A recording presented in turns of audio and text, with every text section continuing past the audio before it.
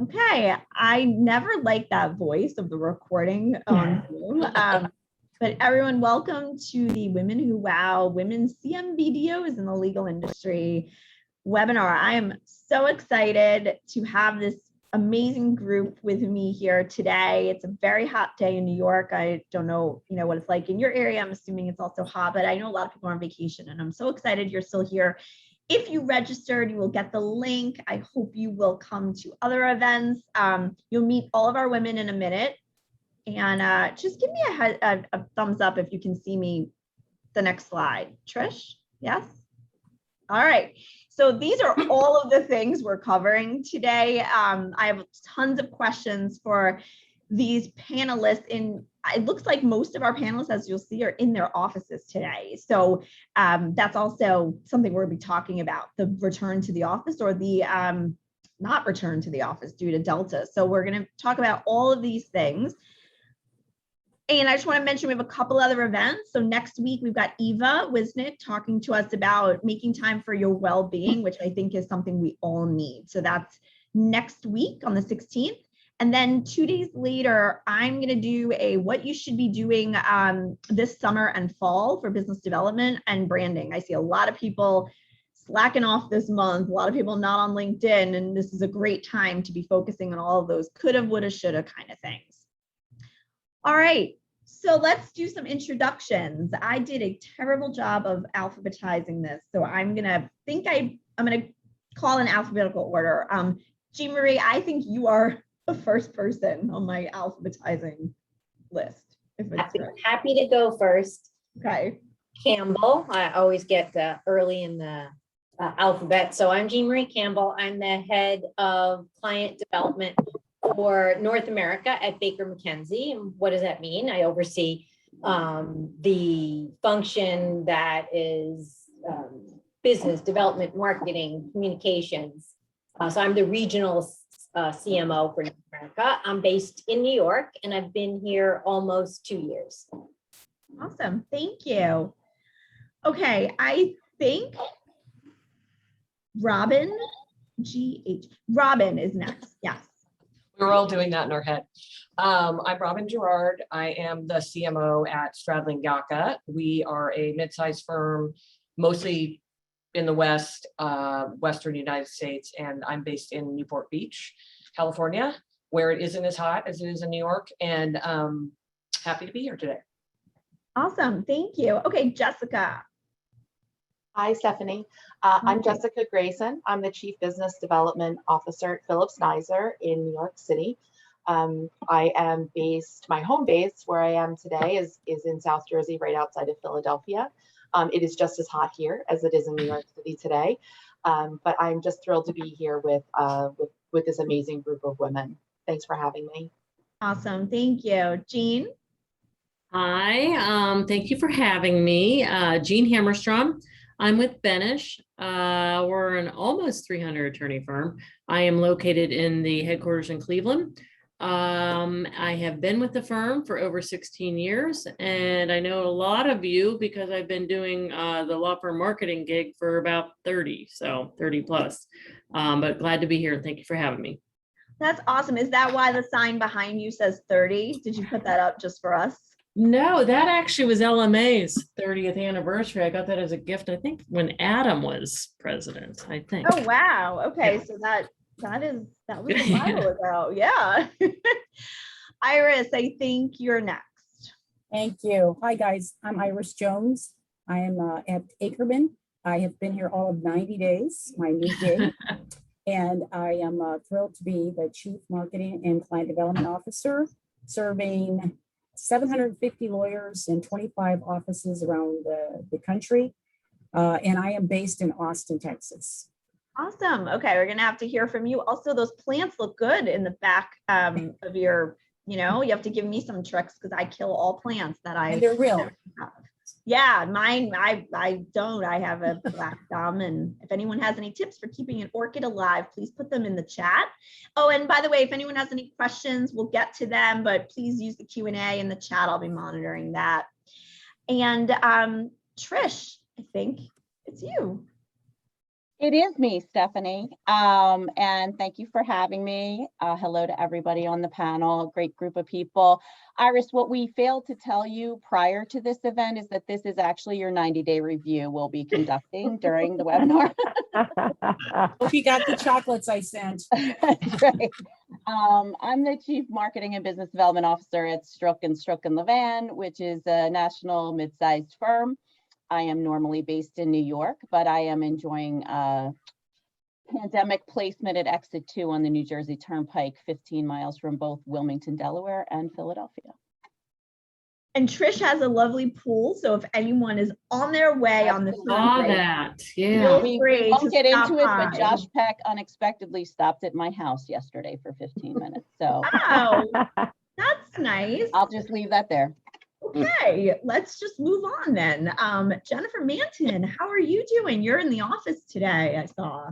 Hi, everybody. Thanks for having me. Really glad to be here. I am Jennifer Manton, coming to you from 1177 6th Avenue in the greatest city on earth, which is what the flight attendant on my flight back to New York on Sunday kept saying on our Delta flight, and everyone kept giggling.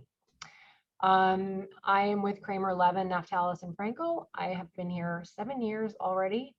I've been in legal marketing for 26, I think. And those of you that know me and my story know that I'm here because of Jeanne Hammerstrom. Oh, well, that's fortuitous, right? We'll have to talk about that. And we are going to talk Sorry, Jen. Is that a good thing or a bad thing?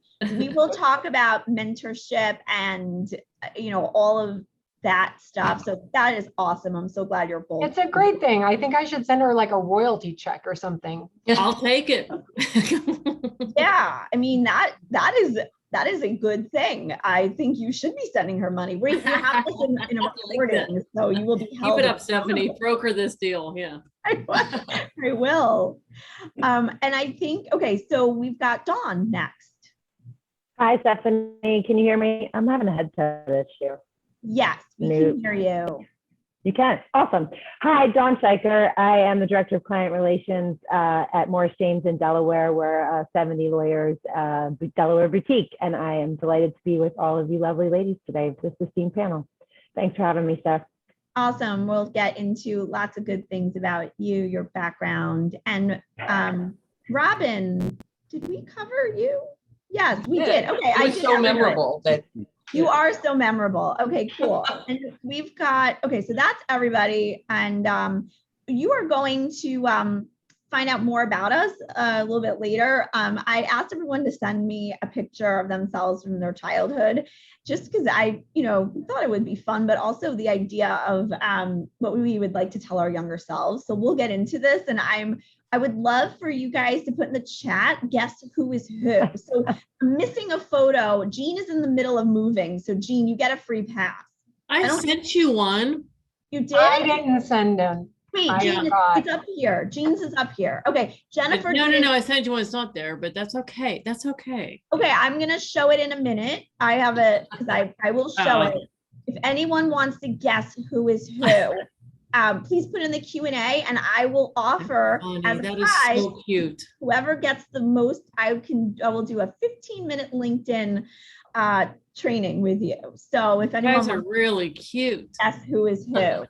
We'll put Jeanne. I gave you an easy one. Everybody knows it's not Jeanne up here. So we'll come back to this. All right, Phil. So we've got Phil. So Leopard Solutions is sponsoring today's event. So quickly, Phil Flora, who a lot of you know, is here. He's the Vice President of Sales and Marketing. Phil is a friend of women. Phil lives in a house of all women. This is Phil and his family. His dog is even a woman. And I think you have a female cat too. And I didn't put that up here.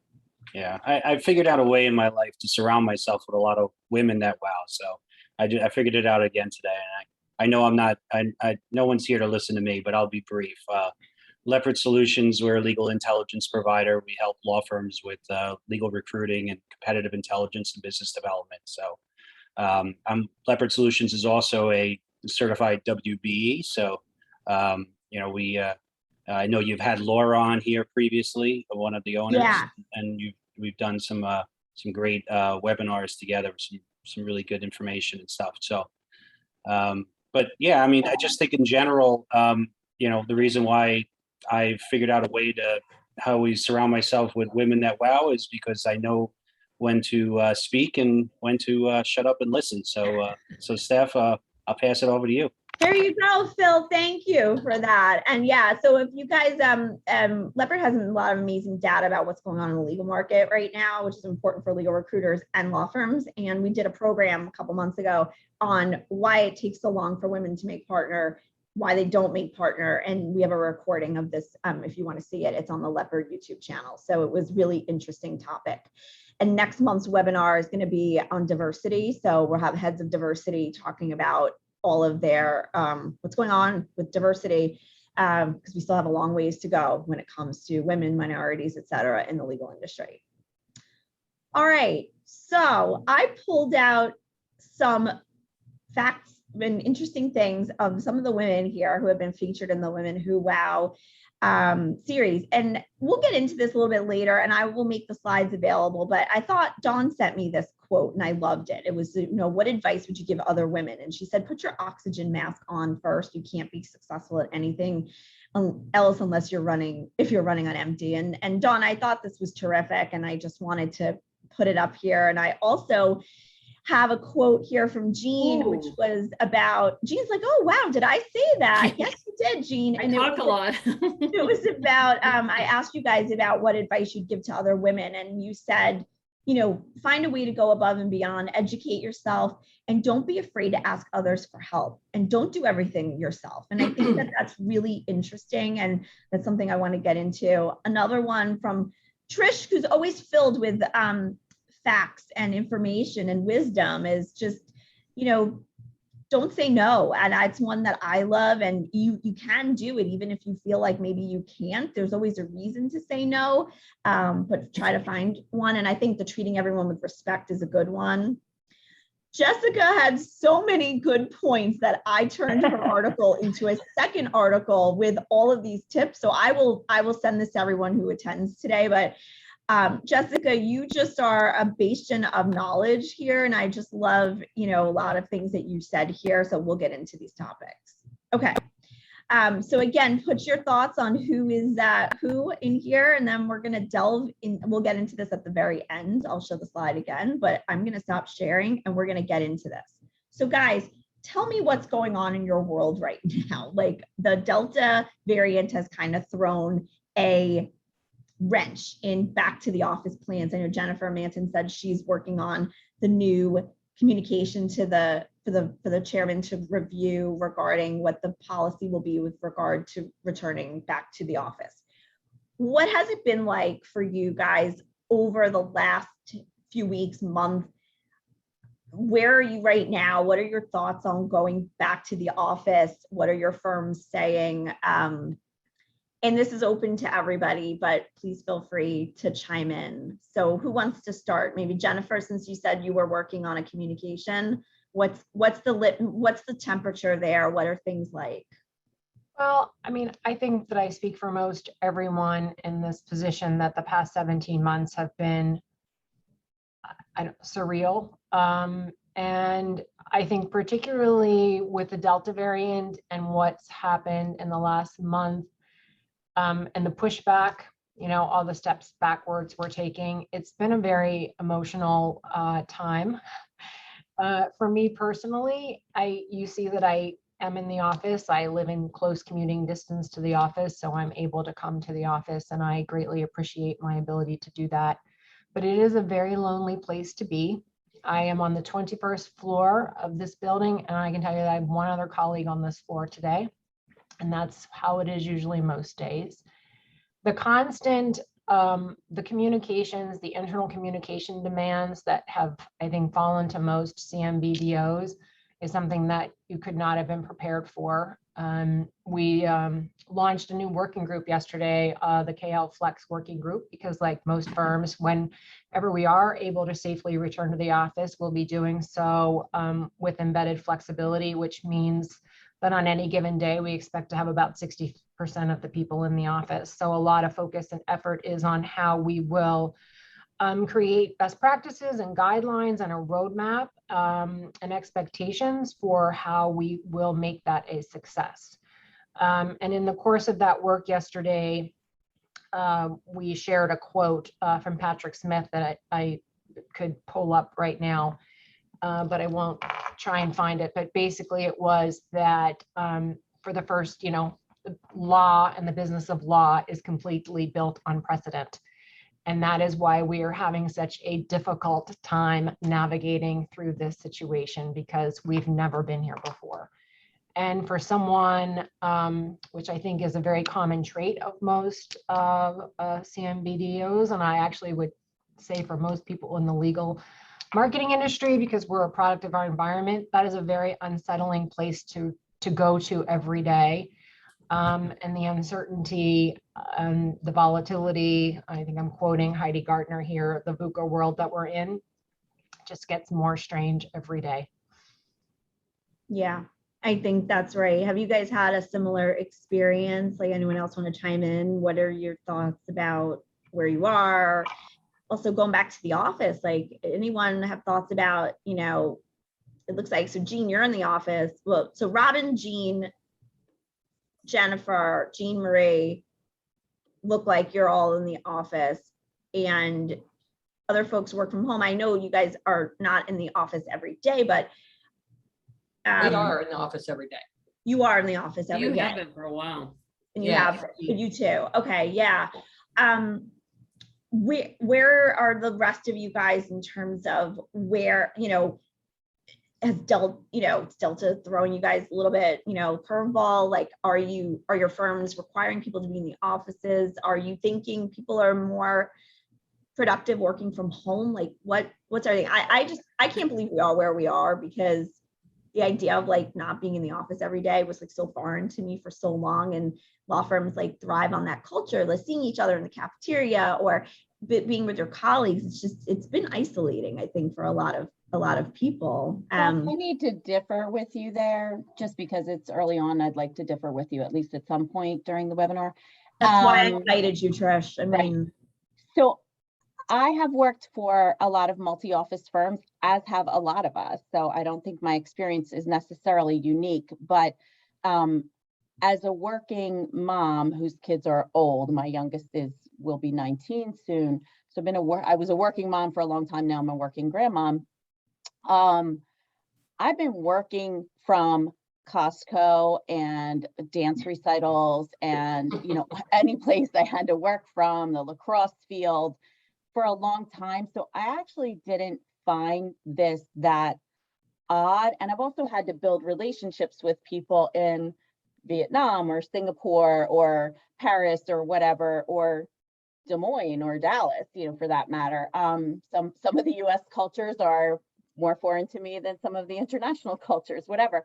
So it's not that I found as surreal as just this, that everyone was doing this. I think, to Jennifer's point, that there are two people in the office, it's like there's been an apocalypse, right? So when you go in, it's very quiet, and it feels deserted.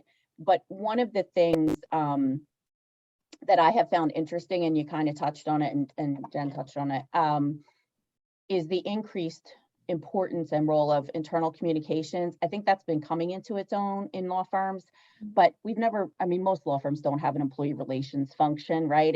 We haven't had dedicated resources for internal comms, and corporate has had that forever. So for me, that was something where I was like, oh, right, I do know how to write. And then I was doing all this writing during the pandemic. And I think I have a lot a of question about that. Is anyone else? I mean, I feel like I spend the majority of my time anymore on employee relations. No, we have an employee relations person who. Oh, does you're it. so it's so important. lucky. So Yeah, that's also right unusual now. though, right? Well, we hired her right before the pandemic, and boy, she's been busy. Wow. But she came from corporate. Big corporation here in Cleveland. But yeah. I did in the beginning, Jennifer. I spent most of my time on it because our HR director at the time was a hot mess. And so it kind of fell to me. But now we have a great chief HR officer. And so we work together on it. But there are days where it takes half of the day. writing the I columns. think and it doing takes all that. half of the day, but you have the education piece too, where the lawyers are like, what makes sense from the business standpoint? They're focused on the decision making. They're not particularly driven by the emotional pieces of it, nor am I, but I know we have to pay attention to it. So sometimes they're more driven than I am, whatever. But so you've got to talk to them about why it is you need to. Why do we have to tell them this? And it's like, well, people are operating in uncertainty, and so some periodic reassurance. Just that we don't know what's going on either, but we're paying attention to it. We look at the CDC website, we know what's going on, that sort of thing. Some people, I know Stephanie got a kick out of the staffer people too statement that one of our co-chairs made, and I was so thrilled. Oh yeah, I kind of did. put it in there tongue in cheek in his talking points, but when we decided to offer the same level of flexibility to staff, exempt and non-exempt, as was being offered to lawyers, that was a conversation with the head of legal personnel, the head of HR, and myself, and it's not really a conversation I would think as a CMBDO that, that's what I'm going to do this year, is talk about how we're going to treat non-exempt staff in terms of their presence in the office. But our roles have, in a good way, become very far-reaching, I think, during this situation. And that's going to lead me to my next question. So Jessica, maybe you could take this one, which is like, how has your role changed over the last 17 months? And then my second point of this is, where is it going to go, do you think, with 2021? When I planned this webinar, Delta was not a factor. Apparently there's another one now coming, Delta, Gamma, something. Lambda. It sounds like sororities. We don't know what's going to happen, but I think we were so excited, focused on going back to the office, and you hear like law firm partners and managing partners like return to normalcy. And I'm like, oh my God, if you guys haven't seen that this is like, oh, someone said it's Lambda. That's why it's like Delta, Lambda. It's just, if we haven't seen the last 17 months as an inflection point in this entire industry, those firms, I think, are going to be behind massively. So Jessica, how has your job changed over the last 17 months, or even over the last month or two? And what do you think you're going to be focused on going forward for the next few months? So our new chief talent officer joined our firm, I think 2 weeks before, we shut down on March 13th, 2020. So I worked very closely with her on internal communications and strategy with our managing partner, our other heads of other administrative departments. And I think that it's just the role of the chief marketing officer, chief business development officer, is really more of a strategic role, any way you slice it. And we knew that already before the pandemic, right? That we were turning into more of a strategic role, and anything kind of strategic falls under us. Whether it's how do we help HR engage employees and make them feel safe, while we're also doing the same for our clients and externally. We've worked very closely together with putting out internal newsletters so that everyone feels connected, and they share pictures of their pets and their families, to kind of make up for those lost conversations that you have in the coffee break room, right? Like I'm taking my kids to camp this weekend, or we got a new puppy, or Trish has new grandchildren, and you lose all of those conversations and connectedness with one another that we kind of try to augment with internal newsletters. We have virtual happy hours. We have Zoom lunches for people, but we all worked very closely together to develop these new programs for us to work together and to work with our clients more effectively in a virtual environment. And I just have to say that the role has changed in that it's strategic, and I feel like I'm tapped more for different things than I would have been maybe 5 years ago. So I'm working on, projects with finance, with IT, with HR, with the managing partner, with the practice group leaders, in a way that really I can touch things that I like doing, and help them kind of see bigger pictures and see how all of the dots are connected. I'll just follow on to you, Jessica, and I definitely see a change. Again, only at Baker 2 years, but even in the last year, a huge change in really being a coach, being a confidant. We call it our CEO of North America is our chairman of North America. working with the chairman and the leaders, we call it the RMC, Regional Management Committee, on first it was weekly town halls. Well, I never thought that would be my role in working on scripts, working on panels, making it started out as information sharing on what are we doing in office and people, then morphed into we always need a client agenda item because we have everyone's attention, and then it became every other week. So this notion of being strategic, being a confidant, being the voice of the people, right? Straddling the lawyers and the business professionals. It's been really interesting. We have a COO for North America. So working so much more closely with that person who's a business person. And as you say, Jessica, working with our practice group and our chairs. So it's really been such a hybrid role, such a fascinating, interesting role, right? From marketing, business development, sales. We could talk about sales for a year, right? And then also this other role. I just think it's such an opportunity for all of us to be leaders and to really help our leaders be better leaders, right? And I think to me, that's the most interesting part. And what do I see in the future? I think this role is only going to become more relevant, more strategic, more important, because we have this human element. I mean, I am a lawyer, but I get lawyers and I get what they don't get, right? And so this notion of the people aspect, the client piece, and then the business piece, we get to see all that and knit that all together. And that's, I think, where our real value lies. Yeah. How many of you are lawyers here, by the way? Can I ask? What was your question? Yeah, I'm not. And who was that who just wanted to add something? Was that Dawn?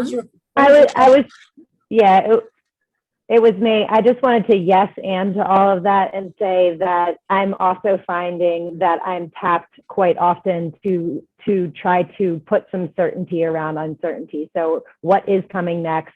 What is going to change? How is all of this going to change our clients, their business? What opportunities are going to come out of it? What practice areas might not last? I'm in a smaller market. I'm not a global firm. We work with all of your firms. Thank you for your business. And so, I feel like I'm in trying to predict what's coming next and advise on those comms, but also what our strategy is going to be, what our goals are going to be, and where we're going to come out of this in 3 years. Let's not even talk about commercial real estate for all of our offices. Yeah. Can we talk about your career path? So we'll just shift a little bit and how you guys got to where you are. No one woke up and said, I want to be a legal marketer. Like I didn't even, maybe people do today, but like I certainly didn't know that this profession existed. I got into this field. I was a magazine editor at Redbook Magazine, and I wrote the horoscopes, with a lot of you know, and a marriage column, which, by the way, I've never been married then and now. And no idea what I was talking about. No idea what I'm talking about. About the horoscopes either, but I got pulled into legal to become a writer at Paul Weiss, and I was in charge of the alumni program, and it paid really well. And I thought I wanted to go to law school, and then that's what happened to me. And then my CMO inherited me. She came on board. This was Wendy Bernero, who's my mentor now and very close, mentor and boss. And she became our CMO and then took me with her to 4 different law firms. And that was how I moved along. And I don't think I would have stayed in the industry had I not found a person who was who believed in me the way that she did, and that I really wanted to work for her. But I wonder if you guys had similar experiences, just kind of fell in it. And I didn't mention how I got the job. I was moonlighting at night at a private equity fund when I was at NYU, because I had no money. And their biggest clients were Paul Weiss was their biggest client. And they recommended me. So that's like how I got the job. So how did you guys get into legal marketing? And did you know you wanted to be like a CMO, or like, how did it happen, kind of thing? So let's go with, okay, Iris.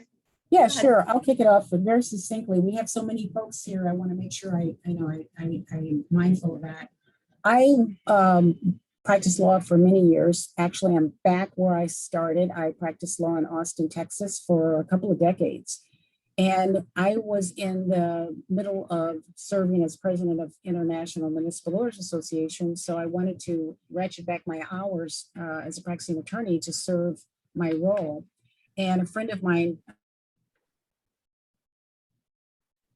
J. Flannery Institute. So I became an instructor part-time for Flannery. And I was really, really excited about not just the client team aspect of it, but finding a new approach to institutionalizing clients.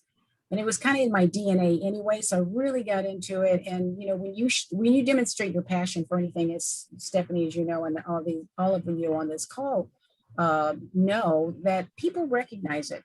So as a result, I was hired by Aiken Gump to be their first business development person and worked pretty much exclusively on client teams, client feedback. And that was the launch of my keen interest in client development, business development. From there, I was, hired several firms to serve as the chief. And here I am continuing that role, which I love very much. And of course, it's evolving a great deal from the early 2000s, but I continue to evolve along with that. That's great. What about you, Robin? How did you get into this field? You told me a little bit yesterday, but you are also a lawyer. You're a lawyer. I guess I am still a lawyer. I've been in law firms really, except for 5 years, since 1987, when I graduated from college. So I was a paralegal right out of college. I wanted to be an attorney, I thought. And then I went to law school at Pepperdine, and I practiced for 3 years and just knew that I didn't want to be a lawyer forever. I mean, I was a litigator, and all of those litigators were so excited about going to trial, taking a deposition. I was terrified. Mm-hmm. I hated my first deposition, and I'm glad that I never had to do one again. But and then I got hired at a big commercial real estate firm. I ended up at Cushman & Wakefield, but I got hired by a team that was doing law firm leases in downtown LA. So they figured it'd be great to have a lawyer on the team. And I did that for 5 years, had to make cold calls every day. I hated it. I didn't make any money. I probably lost money in that job. When we look back at it, I did not make any money. I learned a ton about sales and marketing. So we went through formal sales training, marketing, and then I started hearing about legal marketing because I had a friend who I owe this entire career to, Cindy Holbrook, who's now at Winston & Strawn, also a lawyer, had gotten hired at O'Melveny to be their director of marketing. And nobody would hire me. I wanted to switch careers. Nobody would hire me because, and I've seen it on my side now, when someone doesn't have the experience, you think, oh, they're not gonna be able to handle it. They're not gonna do a good job. So Cindy hired me at O'Melveny. I had gotten married, and she hired me at O'Melveny to just do some writing. And I stayed there for 6 years and was able to get promoted and loved it. During that time, or maybe after that time, Jeanne and Jennifer were actually, who'd been doing this forever. I met them, and you guys were so nice and welcoming to me. So the mentor thing is huge. And then I went to Manat, and then I got this job, which I declined initially. I don't know why, but I did. And that's, I guess it was kind of a weird career path, but in the end, every job I had, I use in this job. So that's the story. Great. That's great. Okay, we have to ask Jeanne and Jennifer, like their connection to each other. I know it, but I think not everybody knows it. So Jennifer, you want to tell us about how you owe everything to Jeanne? Well, let's see how quickly I can do this. When I graduated from college in 1991, I took a job as an admin assistant at a woman-owned small CPA firm. And she was really just a horrendous, terrible person at the end of the day. Very hard boss. Very mean, very vindictive, very spiteful, and I was like her personal assistant. But what she taught me, because she was running her own accounting firm and she also was a lawyer, I ended up writing all of her personal correspondence for all of her new business meetings. That I graduated with a degree in journalism, so writing is what I knew. And we built her like client database, and we started a client newsletter, and I was doing all these things, plus, doing her personal shopping, picking up her child from school, running to the bank, cleaning the coffee off the carpet that she would spill, which I swore she did on purpose. And after 18 months of that, I had an opportunity to move to a regional accounting firm in Pittsburgh and actually get a marketing coordinator job, which I did. And I was there about 2 months. And I remember getting paged by the managing partner of the accounting firm, Irv Rosenthal, paged me to come to his office. Second time I was paged to come to his office in 2 weeks, because 2 weeks prior, they fired my boss. And I remember him saying to me, you haven't been here but like 6 weeks, but it'll be okay. We're going to find a replacement. Just kind of keep doing what you're doing and report to this shareholder.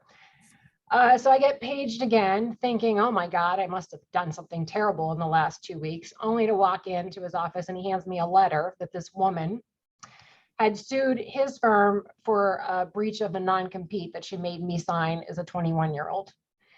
And I remember him saying to me, don't worry about this.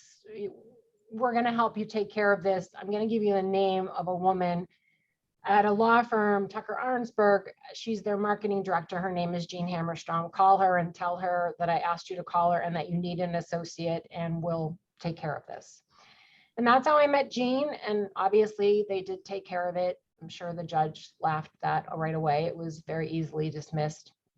That woman was trying to stop you from working at the new place? Yeah.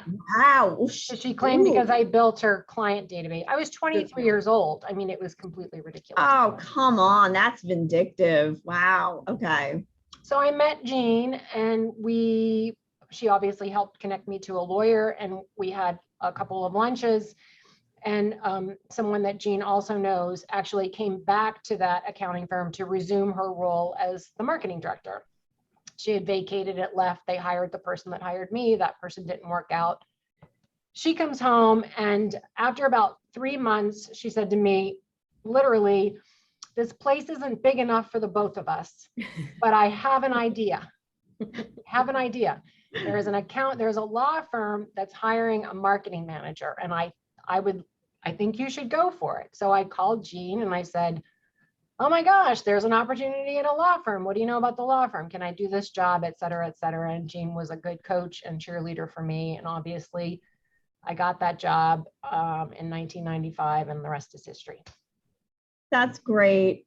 I've been told once before, this place isn't big enough for the two of us, by a woman boss. What's interesting about that experience is I was at that accounting firm for 3 years, and this woman called me and she said, she had left, was planning on leaving the accounting firm. And she said, I just interviewed with another law firm in Pittsburgh. She said, it's not right for me, but I think you're ready for a move. You've been there 3 years from now. I'd like to recommend you for this job. I think you should consider taking this job. And I did. And she did recommend me, and I did end up getting that job. And then it was a larger regional firm, 8 offices, and it prepped me for my move to New York. So she did a very good, she also was very instrumental in my career, came at it from a different place. And I think the point of that is that we don't get here alone. There are so many twists and turns and people that have an impact.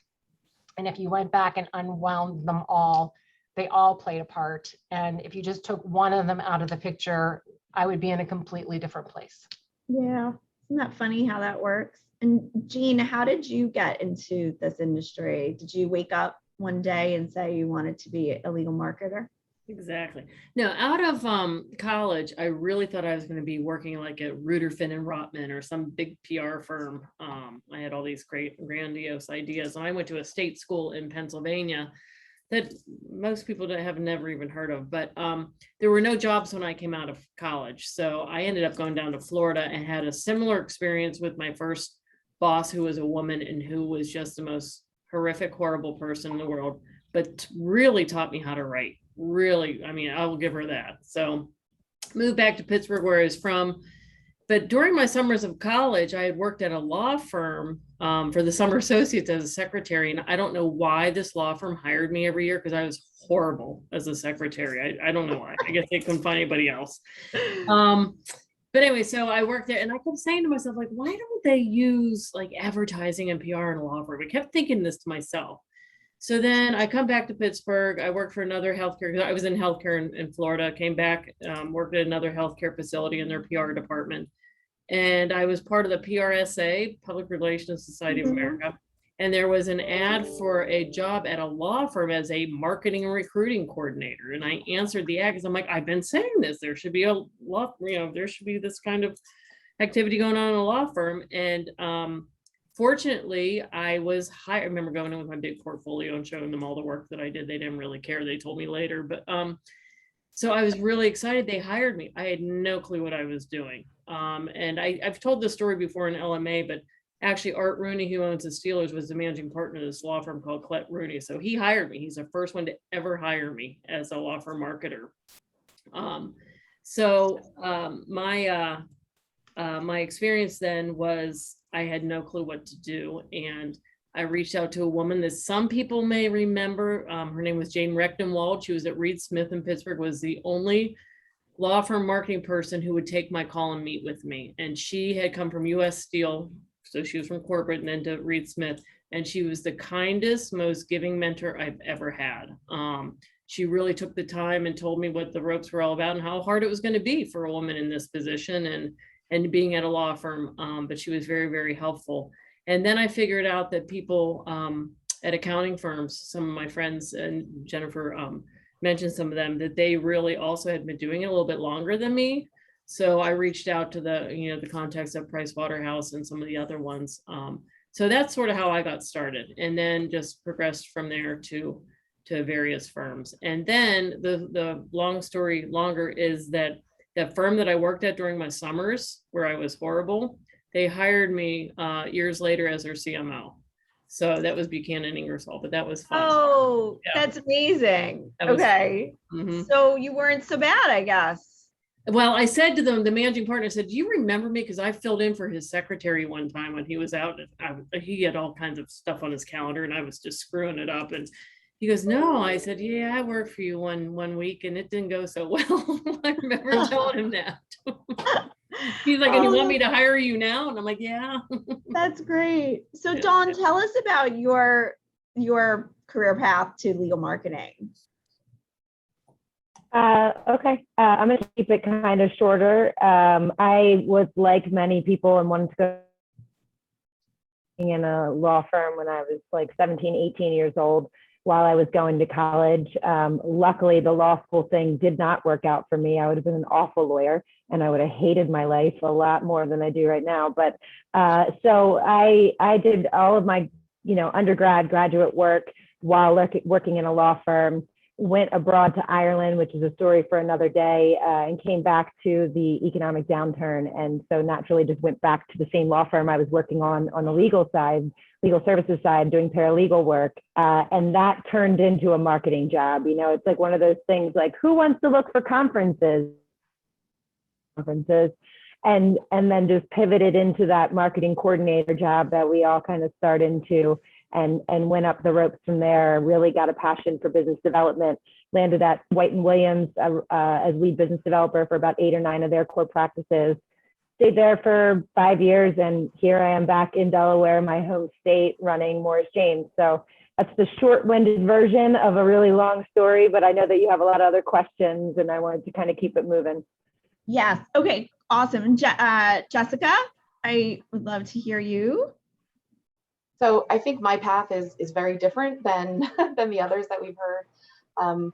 I was a project manager for large construction projects. And then I got married and had children and I stayed home for a few years. And I moved out near Philadelphia for my husband's career. And once my children were, my youngest was in kindergarten, I went back to work part-time and I started working for entrepreneurs like startups. And what I loved about it is they were so progressive back then. I mean, they would hand you a laptop and a phone on your first day and they would say, I don't care where you work from, I don't, just get the jobs done. And we got to do a lot of different things. You know, sometimes they would say, I need you to be HR for a month, or I need you to do recruiting for a month, or I need you to help out accounting, or do all of these different things. So I got to wear a lot of different hats and understand how a business is run and operates from a really, broad spectrum. I got to play in a lot of different sandboxes, which I thought was a lot of fun. So we would get these startups, and I would work with these entrepreneurs, which was really exciting and fun. And then I would help them get their company to the point where, they would get gobbled up by a larger company. And I would become a little cog in this giant wheel, which was no fun at all. And not nearly as progressive as working for entrepreneurs who knew that, I have to tell you, we were mostly women working for these startups because we would get the job done. We would work from Costco. We would work from, softball games. We have grit and tenacity. We figure out solutions to problems. And sometimes I would wake up the next day and say, I can't even believe I figured out how to do that without ever having to do that before. And after about the third startup, I decided that, my children were older and I wanted to work full time and really focus on a career in a more professional environment. And I talked to Trish, who was the Girl Scout troop leader for my youngest daughter and Trish's youngest daughter. It's funny, the people that you know and that you're the circles you run with. And I said, there's this job at this Philadelphia firm. Do you know it? She did. I said, I'm really scared though, because, my background is project management and construction. And she was like, you're going to be okay. Trust me, you're going to be fine. and I did. I went there, and just like, we've heard before, it's those people that who encouraged you. I'm blessed that I have a wonderful partner that I've been with, married for 22 years, who always said, you got this. Every time I would say, I don't know if I can do this. This job seems way too big for me. And he would say, you got this. And people like Trish, who would say, of course you can do this. And if you need help, let me know. And then, the wonderful LMA network, who I just cannot even believe how much information and knowledge sharing there is in that community. Just a great resource for us in our positions. And I really just liked working in law firms in the environment and the strategic piece of the business development function. So that's how I ended up where I am today. But it really is all of those people who helped you along the way, from the women who would get my girls off the bus when I was, on 95 calling saying, I can't believe I'm not going to make it to the bus stop. And they said, we got it. And just everyone along the way. Without all of those women, I wouldn't be where I am. It's true. It really does take a community. And so I think and I know we want to get into some other stuff, but JeanMarie, I'm curious, I know you're a lawyer by trade, right? And then how did you pivot into legal marketing? Yeah, well, I think some of the themes here is it takes a village, great mentors and people who stretched out their hands, and people on this call, right? I think I reached out to Jennifer Manton earlier and said, I remember my first sort of foray into legal marketing, how you and Dawn Gertz took me under your wing and introduced me to people, right? Same thing with Wendy Bernero, just took me and introduced me and sort of mentored me. So that to me is a theme, and I try and do the same. Someone asked a question about how do we treat women on our team. Yeah, I saw that question and I want to get to it. How do we treat women on our team? Right. So my path, very quickly, lawyer, 9 years, thought I wanted to be a partner in a law firm, kind of was up for partner, was told I was going to be the first woman corporate partner, which is kind of shocking back in 1999. But I just sort of hit the wall and I was like, I don't know if I want to do this for a living. I was married and I wanted to have kids, and I was like, there's no way. And so I said, I'm leaving the law, right? And everyone was like, what is wrong with you? And I couldn't get a legal marketing job, which is so interesting because I was all about clients. I was a good lawyer, right? But I was great with the clients. And that's what Robin said too, right? Robin, she had trouble finding a job too. And I was like, so I went into recruiting and talent and professional development. I always wanted to be a teacher. So I was like, oh, Kim Cooper Smith at the time was the part-time hiring partner at Aiken Gump. She's now the chairperson. Talk about a mentor. She's been an amazing mentor. She took a chance on me.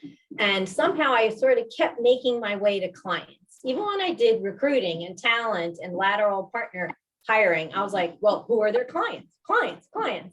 And so I left Aiken Gump to go work at a client. I said, if I ever really want to come back to a law firm in a senior role, I need to kind of walk in the shoes of the client. So I worked at a client in the GC's office for 5 years.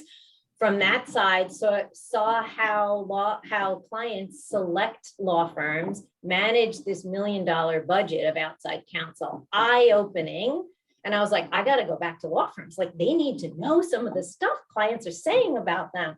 So that was my sort of my foray back to law firms. And I was a client relationship executive, Ropes and Gray and Oric.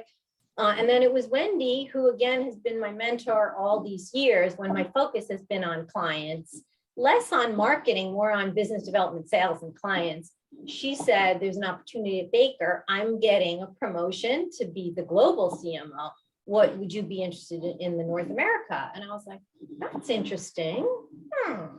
And then the more that I looked into it and saw it, and I was like, oh, all of these pieces fit. I never saw myself as a CMO, right? I always thought of myself as a chief client officer, right? But it all fits. And I feel like almost like this was the job that I was made to be in, just taking all those pieces. And I love it. And every day is new and interesting. So there's my little sliver of path. It's great. I think it's, so we're getting so many comments about how helpful it is to hear everyone's backgrounds. And I think it's great to, be able to say, okay, this is how you guys got to where you are. And I think it's helpful then for others to sort of, look at their own paths and how they've got there. But I think we learned a couple of themes, right? You should know Trish, you should know Jeanne and Wendy Bernero. It takes a village, and great mentors. And I would say also, don't be afraid to maybe take on something that you're not really sure about. And it sounds like you guys were all very tenacious about what you did. You all made very strategic moves, but also, one of the things is interesting, right? Like, I've had terrible bosses, and Jeanne, you said you had one. Jennifer sounds very bad. I think that has taught us what we don't want to be and what we want to be as a boss and as a leader. So that was to that other question we got, how are you with females now? Like, what advice do you give women who work with you or in the industry? And I've definitely asked you all this as part of Women Who Wow, but if you could give advice to women about succeeding in the legal industry, what would you say? And, again, feel free to answer if you want to or not. We've got other topics to cover, but would anyone like to say, what advice would you give to women who want to succeed in this industry? I'd be happy to chime in very quickly. I know we could all give some great advice. I think that a lot of times women in all industries sit back and wait to be recognized, sit back and wait for somebody to say, hey, you're ready, I want to promote you, or I want to give you this opportunity. And I think that sometimes we've been told that self-promotion is a bad thing. I would say, number one, always be prepared, over-prepare for your meetings, always look around the corner, always find ways to offer, volunteer and offer advice or recommendations. Sometimes we're afraid that maybe I'll look stupid if they say no, or if they shoot me down. Raising questions, making recommendations indicates that you've done your homework and you are keenly interested and invested in whatever you're doing. So I would say always be prepared, be knowledgeable, do your homework, and don't be afraid to raise your hand. And when it comes to investing in your own career, don't be afraid to raise your hand and say, I'm ready for that promotion. Don't wait for somebody to tell you you're ready. I love that. Anyone else want to add on to what? Mine's probably more elementary. Mine is, and I agree with everything Iris said. I can't wait to hear some others, but mine is really help each other and be kind to each other. I mean, it's just as simple as that. This, Stephanie, I have a team that's been with me for 16 years. Yeah, and there's a reason why. They help each other. They're nice to each other. They love each other. You know what I mean? And they want to see each other succeed. So I think it's as simple as that. Yeah, it's great. Okay. I love that, Jeanne, and I'm gonna also get a little, I don't know, mushy about it. I think there's the power of positive thinking, right? Your husband saying to you, Jessica, you got this, right? You saying to yourself, I got this. You can always look at the negative. I mean, look at the last year and a half, right? But there's something about this power of there's a bright light. Positive. I'm going to learn something from this. And I know it's hokey. My husband makes fun of me like, oh, Pollyanna, right? I have to tell you, even in the coaching work that I do, and when I went back to study coaching, this positive thinking will drive you. You can do it. And so I just think that has helped me, and I try so hard without being hokey to my team to really infuse that sense of we can do this together, and actually you can do this. I love that. That's great. Embracing the discomfort, right, that you feel when you're doing something new, or you're trying, you're trying a new role, or learning a new skill. It's uncomfortable, and to just recognize that feeling, but then embrace it and say, yes, but this is how you don't become complacent, or you don't get bored with what you're doing. You embrace this discomfort, and that's how you know you're growing, or this is how you know it's working. Has really just been a huge shift for me. In just my mindset is when I feel that, I'm like, this is a good feeling. I have to embrace it. I think that's a very positive development within our industry, but just to be the contrarian, I would say that when I started, there was a lot of, there were unrealistic expectations put on us all the time. Sometimes sort of as women in the workforce, sometimes just as, non-lawyers in a lawyer's world or whatever it was. And there was this perverse part of me that if you're going to ask me to do things that are completely impossible, I'm not only going to do that, but I'm going to do it while I file my nails and drink a coffee. So I think that that's a really healthy shift, but the environment was not healthy, or was not as healthy when those of us who are a little bit more seasoned came into it. I can remember having a boss who was, did not rival yours, Jen, but was pretty damn close.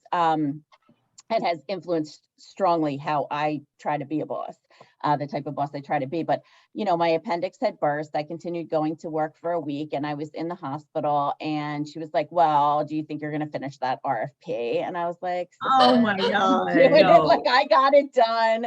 Did you get it done? I will give a shout out to Girl Walks Out of a Bar by Lisa Smith, with whom I worked at Deckard, who was a fellow marketer when I was there. And there's has nothing to do with addiction, which is sort of what the book is about, but recovery actually is what it's about. But there's one scene where she says something about finishing an RFP at 3 a.m. and sending it to a partner. And she says, in any other industry, this would raise a red flag. But in this industry that she was in, it would get her brownie points for doing it in the middle of the night. So that's the crazy that we were dealing with, and still to some degree do. So I think the positive is good. And then some of it is like, bet me, hold my beer, watch, So I think I approach it a little differently, but I felt like I just needed to put that out there. Wendy would always say to me, like, she would always say, we're not saving lives today, Stephanie, Right. and no one died. I thought she would ask me, did anyone die? I'd be like, no. Will anyone die if you don't do that today? Maybe me? She'd be like, no. So it was like nice to put it in perspective, because we are not saving lives at the end of the day. We're helping. If you come from a journalism background, as we both do, you miss a deadline, that's a pretty serious thing. There's an empty hole somewhere, Right. where there's supposed to be a story. That is hardly ever the case at a law firm with the things that we do. And there's a help, and ask for help. We can always ask for help. So guys, in terms of what you're doing besides crisis stuff and internal comms and COVID related things, can you tell us what else you're working on, what initiatives you're doing, what you're focused on from now until maybe the end of the year with your teams? What's top of mind? Like what's going on at your firms in terms of what's really driving, what you're driving with business development and marketing? Jennifer?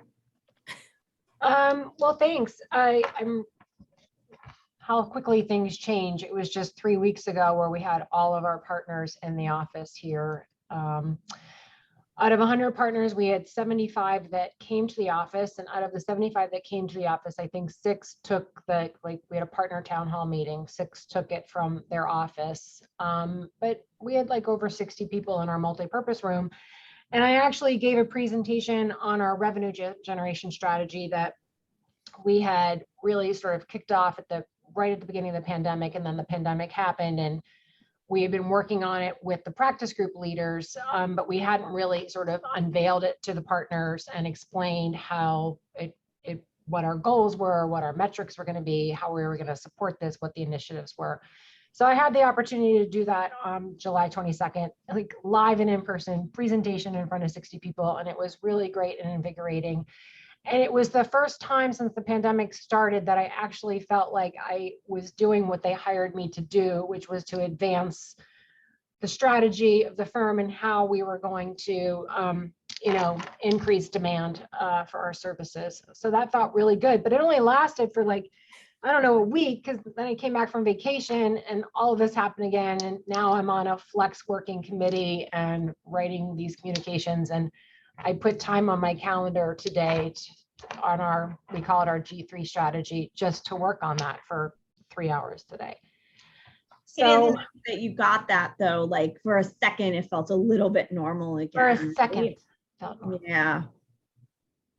Anyone else have another experience? Like, what are you guys focused on right now, like business development wise at your firm's growth revenue? Yeah. And Stephanie, I have found that remote working has actually helped me get farther along in some of my strategy than I was before the pandemic, in that there were a lot of digital marketing strategies that I knew that would be helpful to the firm, that would actually bring in leads that everyone was ignoring for a long time. And now everyone's paying attention, right? Because once you get 1 or 2 leads in that land one case, now everybody wants in on it, and everyone's at home and paying attention. So that's what I'm particularly go year. I do want to, and if anybody has a good vendor they want to share, I do want to engage a market research firm to specifically look at our practice areas and do some forecasting with me to help me figure out, where are we going to end up at the end of 2022, at the end of 10 years from now, 5 years from now. What I see big RFPs coming 22, 23. If you're not preparing for them, you should be. A lot of changes are happening. Budgets are being slashed. Margins of businesses are thin, and naturally the uncertain legal budget. So I'm not apprehensive, but I want to try to get ahead in my head.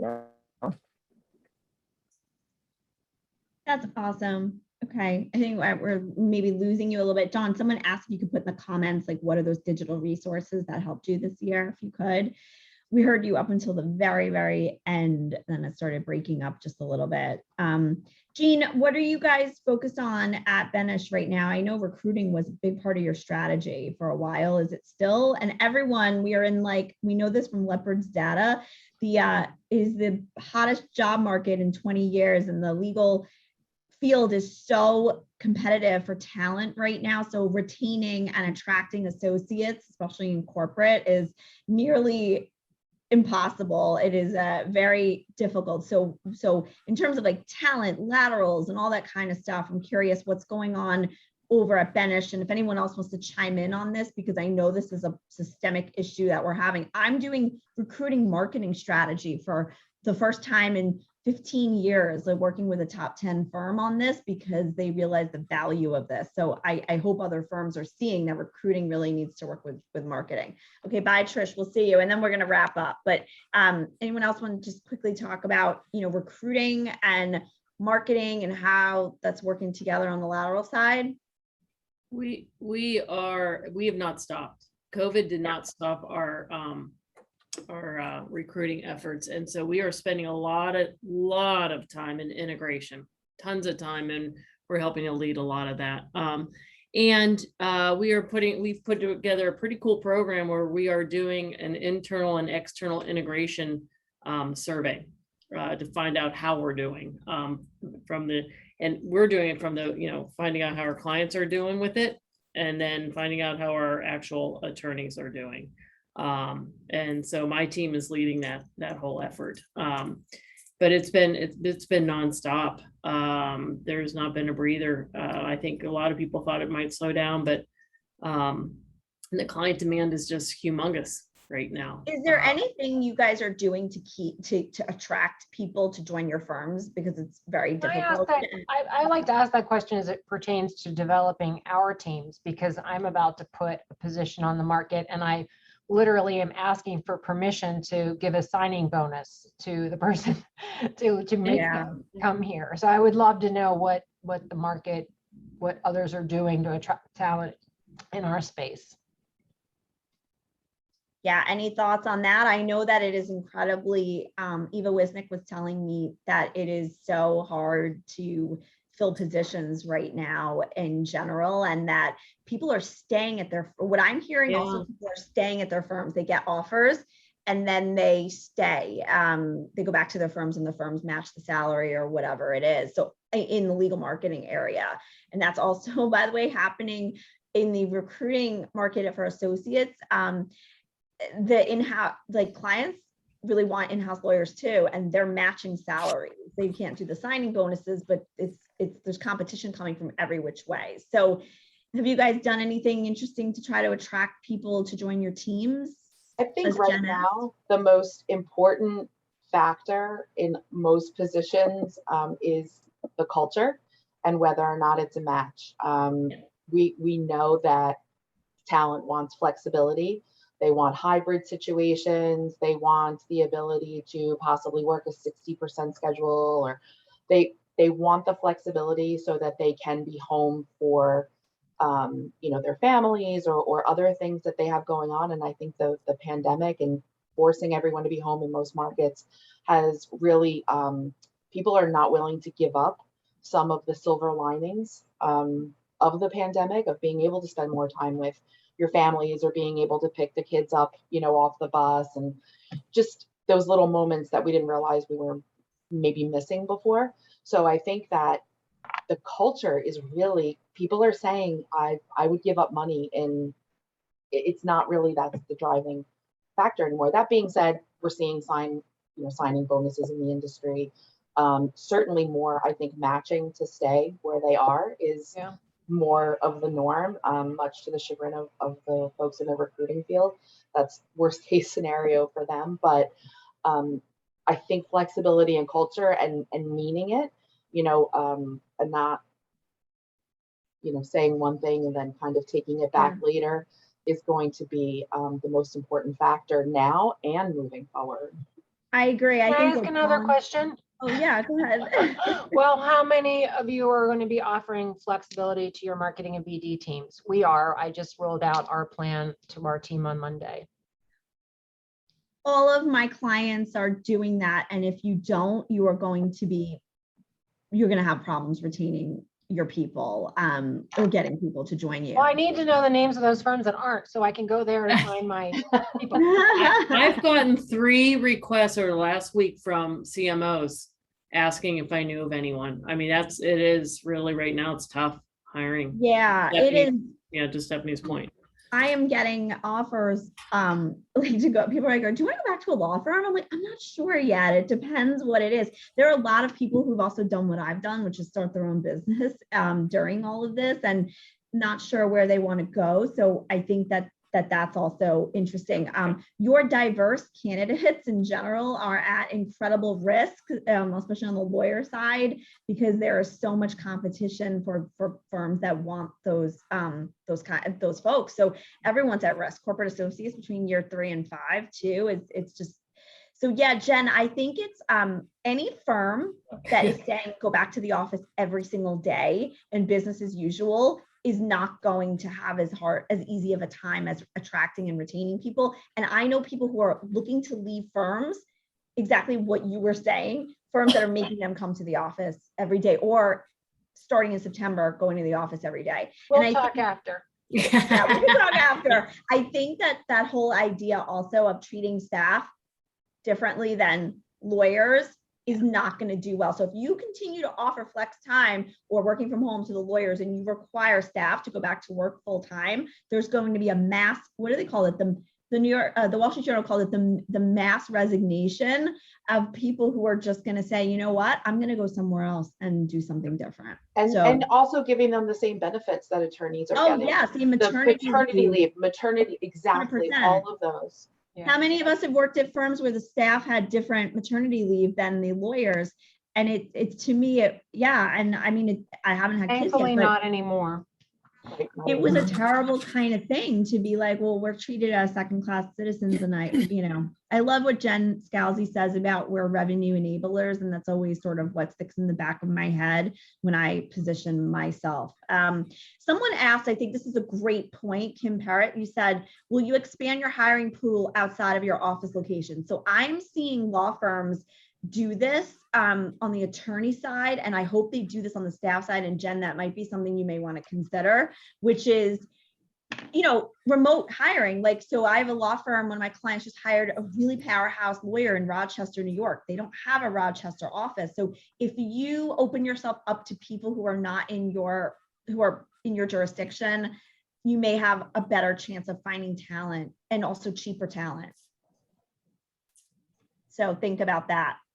So I know we're most of you stayed on this. I'm really excited. So thank you guys. I'd love to ask you guys for that advice of what you'd like to tell your younger self. So JeanMarie, what would you tell younger JeanMarie?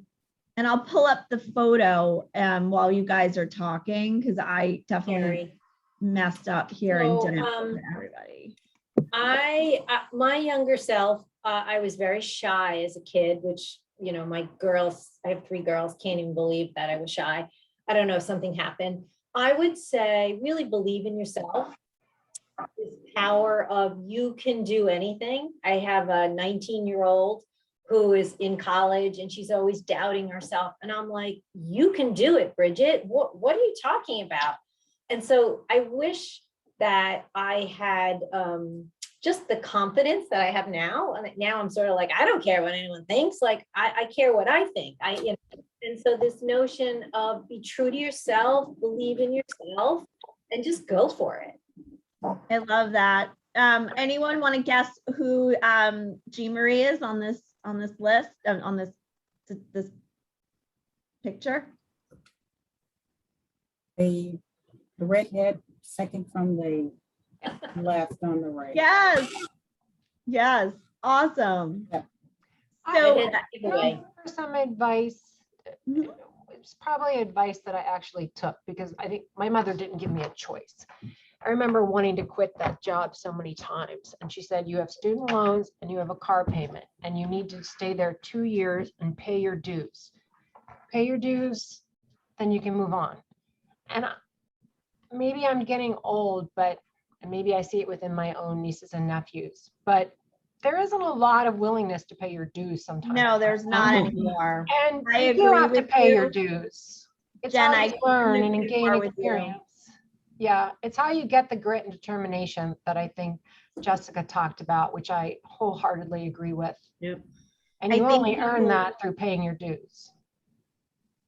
People are more willing. I think it's a different kind of like generational mindset maybe now, where like they have other options or they're looking for different things, but people don't stick it out as much as we did. And maybe we are martyrs. Maybe we are gluttons for punishment that we did stick it out. I mean, how many of us have had jobs that have been miserable?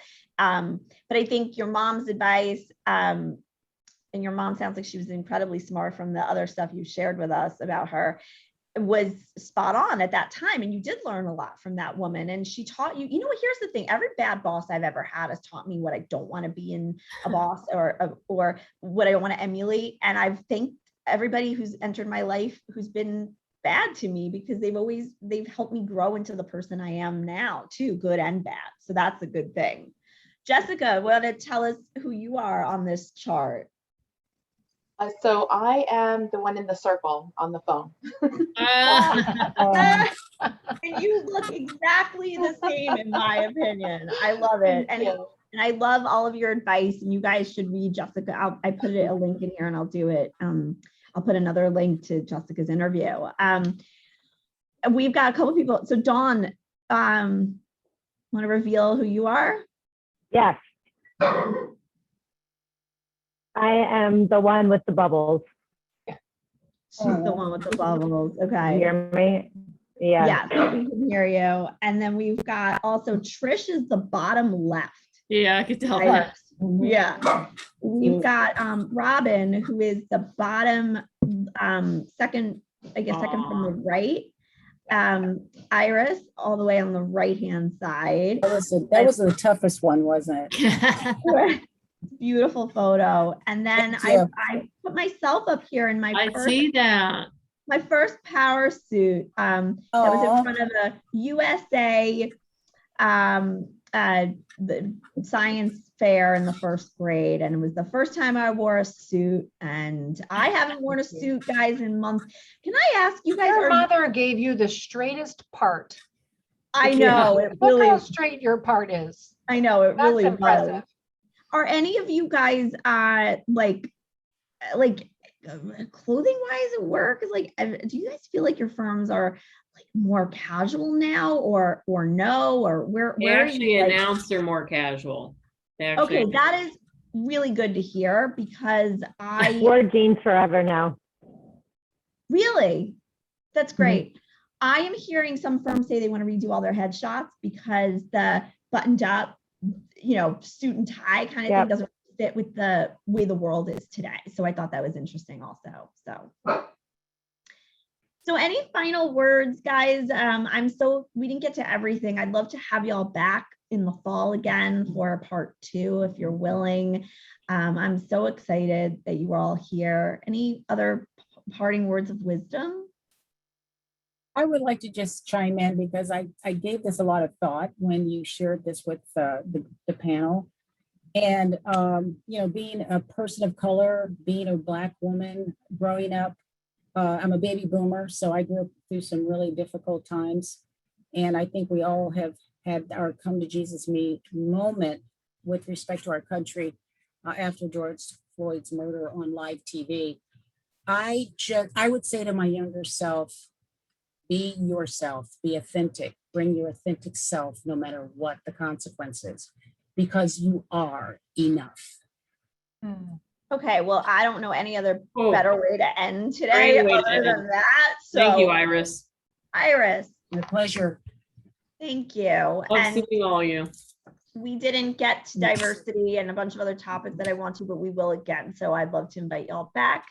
Thank you, all of you, for making the Thank time you, to do Stephanie. this. Thank you, Leopard. Thanks, Stephanie. I miss you all tremendously. So this, I think, helps to connect us. So thank you for everyone who joined us. I'll have a recording of this, and take care. Be well. Thanks, everyone. Thank See you, you. everyone. Thanks for bringing us